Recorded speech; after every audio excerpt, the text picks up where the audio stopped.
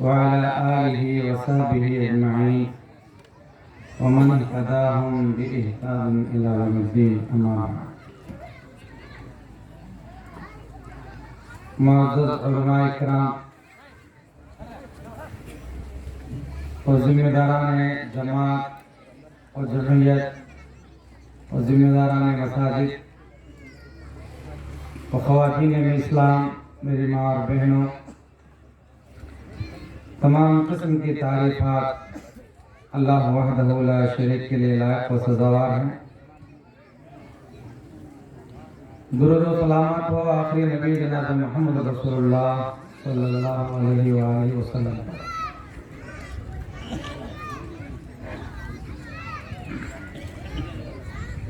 بڑی خوشی کی بات ہے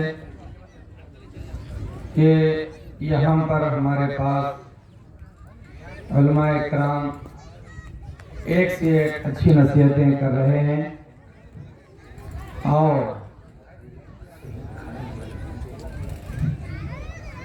علماء اکرام کی نصیحتیں جن لوگوں کے دلوں پر کر رہے ہیں وہ لوگ بڑے ہی ادب و احترام سے بیٹھ کر علماء کے بیانات کو سن رہے ہیں، اور جن لوگوں کے دل ابھی علماء کرام کے نصیحتوں سے دور ہیں وہ ادھر ادھر بیٹھ کر اپنے آپ کو نصیحتوں سے دور کر رہے ہیں. میں ایسے لوگوں سے گزارش کروں گا جو کھانا آپ کے حق میں ہے وہ آپ کھا کر رہیں گے، جو پانی آپ کے حق میں ہے وہ پی کر رہیں گے، جو سانسیں آپ کے حق میں ہیں وہ آپ لے کر رہیں گے، لیکن جو نصیحتیں آپ کے حق میں آ رہی ہیں آپ ان نصیحتوں سے دور ہو رہے ہیں. لہذا میں گزارش کروں گا جو ادھر ادھر کھڑے یا بیٹھے یا اپنا ٹائم پاس کر رہے ہیں تو وہ جہاں پر آپ لوگوں کی کرسیاں بنی ہیں رکھی ہوئی ہیں یہاں پر آ کر بیٹھ جائیں، کیونکہ اگر یہ وقت نکل گیا تو 2 بجے کے بعد اگر آپ بیٹھنا بھی چاہیں گے تو کوئی آپ کو سنانے کے لیے تیار نہیں ہے. جو وقت نکل گیا تو نکل گیا، پھر آپ کی نصیحت کے لیے کوئی ادھر کھڑا نہیں رہے گا. تو میں لوگوں سے گزارش کروں گا جو ادھر ادھر گھوم رہے ہیں کہ آ کر کے یہاں پر پنڈال کے نیچے بیٹھ جائیں. جزاکم اللہ خیر. جو کھانے کے پاس ادھر کھڑے ہیں بچوں سے، نوجوانوں سے، لوگوں سے گزارش ہے کہ ذرا ادھر آ کر بیٹھ جاؤ بھائی، کیونکہ جو بھی ادھر ادھر بیٹھے ہوئے ہیں وہ پنڈال کے پاس اگر آ جائیں تو انشاءاللہ ان کے لیے یہ نصیحت کام آئے گی. بارک اللہ فیکم. تو اب آئیے ہم اصل بات کی طرف آتے ہیں.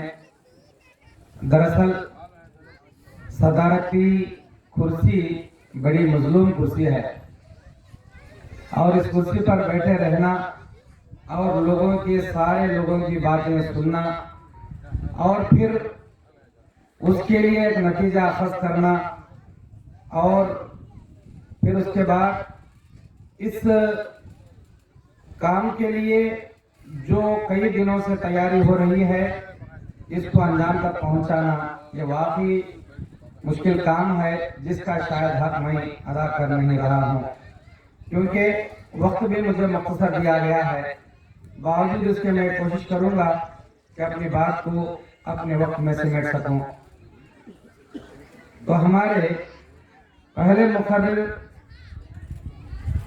فضیلت الشیخ قاسم رضوی عمری حفظہ اللہ نے توحید کے بارے میں بڑے ہی اپنے لوکل انداز میں، بڑے ہی پیارے انداز میں سمجھایا کہ شرک سے کیا ہی برے نتائج نکلتے ہیں، شرک کی کتنے راستے ہیں اور شرک کے کتنے چور دروازے ہیں. مسلمان ان سب میں کہیں نہ کہیں لٹک رہے ہیں، پھسل رہے ہیں. ضرورت ہے کہ ان سے دور رہیں. ایک بات اس کے متعلق میں ضرور کہوں گا کہ ایک آدمی اللہ کے نبی صلی اللہ علیہ وسلم کے پاس آ کر کے عرض کرتا ہے، اللہ کے نبی صلی اللہ علیہ وسلم آپ اس آدمی کے بارے میں کیا بات بتائیں گے، کیا فتویٰ دیں گے جو اس کی بیوی کسی غیر مرد کے ساتھ بات چیت کر رہی ہو یا ملاقات کر رہی ہو تو وہ اپنے غصے پر اپنے آپ پر کیسے قابو کرے، اس کا ریاکشن کیا ہونا چاہیے؟ تو آپ صلی اللہ علیہ وسلم نے اس کے متعلق کچھ تو نہیں کہا، لیکن پوری حدیث کے اندر ایک بات آتی ہے، وہ یہ ہے کہ واللہ اغیر منک، کہ ایک آدمی کے سامنے اس کی بیوی غیر مرد کے ساتھ جب بات کرے یا ملاقات کرے یا تعلقات رکھے تو ایک آدمی کو کتنی غیرت آتی ہے۔ ہم لوگ بھی ڈیلی پیپروں میں پڑھتے ہیں کہ انومانم سے ہی برقع نے بھاریا کو مار دیا، یہ سب سنتے ہیں، جان سے تک مارنے کی باتیں ہم خبروں میں پڑھ رہے ہیں، سن رہے ہیں۔ تو ایسی صورت میں جب ایک انسان چاہے وہ مرد ہو چاہے وہ عورت ہو شرک کرتا ہے، شرک کرتی ہے، تو اللہ تبارک و تعالیٰ کو اس مرد سے کہیں زیادہ غیرت آتی ہے کہ میں نے بندے کو کھلایا پلایا، میں نے بندے کو سب کچھ دیا، ساری نعمتوں سے میں نے اسے نوازا، لیکن یہ کہیں اور جا کر کے اپنا سر پٹک رہا ہے۔ اللہ تعالیٰ کو غیرت جب آتی ہے جب بندہ شرک کرنے لگتا ہے۔ تو میرے محترم دوستو، جس قسم کے بھی چھوٹے یا بڑے کئی قسم کے جو بھی شرک ہو رہے ہیں، وہ ان شرکوں سے بچنا ہمارا کام، اور شیطان کا یہی لاسٹ نتیجہ ہے، وہ یہ چاہتا ہے، آخری فائنل اس کا آزمائش ہمارے اوپر یہی ہے کہ بندہ شرک کر کے میرے ساتھ جہنم میں آ جائے۔ کمثل الشیطان اذ قال للانسان اکفر، شیطان کہتا ہے کہ تم کفر کرو، تم فلاں کرو، تم فلاں کرو، تمہارے لیے دلوں میں ڈالے گا وَلَأُمَنِّيَنَّهُمْ وَلَآمُرَنَّهُمْ، تم کا دلوں میں بہت کچھ خواہشات ڈالے گا، تم کو حکم دے گا تم ایسا کرو، تم کو دنیا میں یہ چیزیں دوں گا، تم کو وہ دوں گا، تم بس شرک کرو۔ شرک کرنے کے بعد کہے گا کہ میرا تیرا کوئی تعلق نہیں ہے، انی اخاف اللہ رب العالمین، یہ کہہ کر کے وہ بھی جہنم میں جانے والا ہے، اور شرک کرنے والوں بھی جہنم میں لے جانے کے لیے تیار۔ تو اللہ تعالیٰ نے بھی کہہ دیا لَأَمْلَأَنَّ جَهَنَّمَ مِنَ الْجِنَّةِ وَالنَّاسِ أَجْمَعِينَ، جو تیری بات سنیں گے، تیرے راستے پر چلیں گے، اور جو تیرے راستے پر چلتے رہیں گے، تو انسانوں میں سے بھی جناتوں میں سے بھی سب سے میں جہنم کور کے بھر دوں گا۔ تو میرے محترم دوستو، اس چیز سے بچنا بہت ہی لازمی اور ضروری ہے، کیونکہ انسان کبھی مجبوری میں شرک کر لیتا ہے، کیا بھی طبیعت برابر نہیں، کیا بھی تعویذ ڈال لیا، جان برابر نہیں ہے، کہیں بھی ڈال لیا، جان برابر نہیں۔ ارے جان سے کہیں زیادہ منصب میں بتایا کہ ہمارا ایمان ہے، ایمان کو ہم مضبوطی سے پکڑنا ہے، یہ جان سے کہیں زیادہ ہمارے لیے ضروری ایمان ہے، ایمان کو مضبوطی سے تھامے رکھیں۔ اور جیسا کہ دوسرے مفرد صاحب نے ہمارے لیے بڑی اچھی پیاری نصیحتیں کی کہ زمانے میں آج لڑکیاں کدھر جا رہی ہیں۔ خود اس منڈل کے اندر کئی ایسے مسلمان لڑکیوں کے اخبار آئے کہ غیر مسلموں کے ساتھ رفو ہو گئے ہیں اور وہ ادھر ادھر بھٹک گئے ہیں۔ تو اس کی ذمہ داری کچھ نہ کچھ عام لوگوں پر آتی ہے، اور زیادہ ذمہ داروں پر آتی ہے، اس سے کہیں زیادہ ماں باپ پر آتی ہے، اس سے کہیں زیادہ ماں پر آتی ہے۔ ماں جیسے بچی جوان ہو تو اسے بتانا ہے کہ کس کے سامنے جانا ہے، کس کے سامنے نہیں جانا ہے، کس کے سامنے پردہ کرنا ہے، کس کے سامنے پردہ نہیں کرنا ہے۔ یہ باتیں ماں اپنی بچی تو ہے کیا ہوگا، بچی تو ہے کیا ہوگا، ارے تمہاری نظر میں تمہارے پیٹ کے حساب سے تمہاری نظر کے حساب سے بچی ہوگی وہ، لیکن اللہ کی خلقت کے حساب سے بچی نہیں ہوگی، کیونکہ جب وہ جوان ہو گئی تو وہ بچی نہیں رہی، اب وہ جوان ہو گئی ہے، لڑکی ہو گئی ہے۔ اس کے لیے جو راستہ آپ کو بتانا ہے وہ بتانا ہے، ماں کی ذمہ داری ہے، کس سے پردہ کرنا ہے، کس سے پردے میں رہنا ہے، کس چیز سے دور جانا ہے، کس چیز سے دور رہنا ہے، یہ تمام چیزیں ماں بتانا ضروری ہے۔ اسی لیے معلوم صاحب نے کہا کہ نوجوانوں میں جب کوئی چیز دیکھی جاتی ہے تو وہ علم کو دیکھیں، تقوی کو دیکھیں، پرہیزگاری کو دیکھیں، ایسے لڑکے سے شادی کریں تو ان کی اولاد بھی ویسی ہونے والی ہے جیسے آپ لوگ کر رہے ہیں۔ تو بہرحال ہمارے لیے بڑی اچھی نصیحتیں رہیں کہ ماں باپ کا جو ماں باپ کی عزت اور وقار کا جو مسئلہ ہوتا ہے یہ خود تم اپنے کو سکھانا ہے۔ اس کی ایک چھوٹی مثال یہ ہے کہ آپ کے پاس بکرے، پوٹلے اور چھیلے اور بکریاں اور بھینس اور گائے ہیں۔ آپ اپنے جانور کو ایک طریقہ سکھاتے ہیں، آپ اسے ایک سیٹی ماریں گے تو آپ کے بکریاں سب سیدھا آ جائیں گے، آپ ایک سیٹی ماریں گے تو آپ کے چھیلیاں سب ادھر آ جائیں گے. صرف ایک آواز کسیں گے تو چھیلیاں جدھر جانا ہے ادھر نہیں دوسری طرف جائیں گے. کیوں؟ کیونکہ آپ نے اسے تربیت کی ہے کہ کدھر جانا ہے, کس کھیت کی طرف جانا ہے, کس جنگل کی طرف جانا ہے. آپ کی آواز پر آپ کی ساری بکریاں جب بات سنتے ہیں تو آپ کی آواز پر آپ کی بچیاں کیوں باتیں سنتے ہیں؟ آپ کی بچیاں بھی یقیناً آپ کی بات سنیں گی. ضرورت ہے کہ آپ ان کو سمجھنے کی, سمجھانے کی ضرورت ہے. آپ سمجھائیں. جب تک آپ سمجھاتے رہیں گے تو بچے سمجھیں گے. یہ نہ سمجھیں گے کہ چھوٹے بچے ہیں, چھوٹے بچے ہیں. اللہ تعالیٰ نے سورہ نور کے اندر باقاعدہ یہ بول دیا کہ جس طریقے سے بڑے لوگ ان کے جیسے سینئر لوگ جیسا پردہ کرتے رہے, یہ جونیئر لوگ جب جوان ہو جائیں تو ان لوگوں کو بھی ضروری ہے کہ یہ لوگ اسی طریقے سے باپردہ ہو جائیں. تو میرے ماں اور بہنوں, خصوصاً میں آپ لوگوں سے گزارش کروں گا کہ اپنے بچوں کو دینی تربیت دیں. یہ نہ سمجھیں کہ ہماری بچی چھوٹی ہے, ہمارا بچہ چھوٹا ہے. جس وقت چھوٹا ہے, چھوٹی ہے, تبھی اسی وقت آپ کو ان کو تربیت کرنا ہے. موقع ہونے چپٹے ہو تمدا, یہ بات بڑی انداز انداز میں بڑے لوگ بول دیا ہے کہ جو شاپ ہو کر کے جو نہیں جھومتی, اب وہ بڑا تنا ہو جائے گا تو کیا جھکے گا آپ کے ہاتھ سے. اس لیے ضروری ہے کہ آپ لوگ اپنے بچوں کی تربیت میں بہت ہی حساس رہیں, بہت ہی ایکٹیو رہیں, بہت ہی سینسیٹیو رہیں. آپ اپنے بچوں کی تربیت میں آگے پیچھے نہ کریں, کیونکہ آئندہ چل کر کے بہت ہی نقصان ہونے والا ہے اگر اس طریقے سے ہم تربیت نہ کریں. تو آخر میں جو ہمارے تیسرے مخرج نکاح اور اس کے مسائل میں تو واقعی مولوی صاحب نے مسلمانوں کے شادیوں کو دل صاحب سے دھو دیا.